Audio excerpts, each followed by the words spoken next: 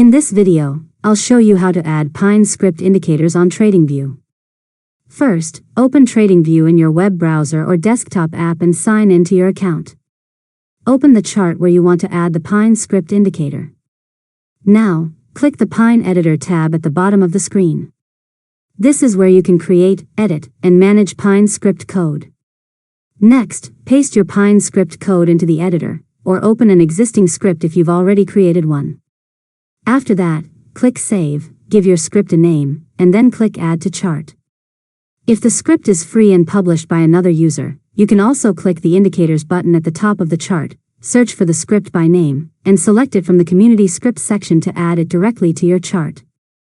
Now, if your script doesn't work as expected, check the Pine editor for any error messages. Correct the errors, save the script again, and click Add to Chart to reload it.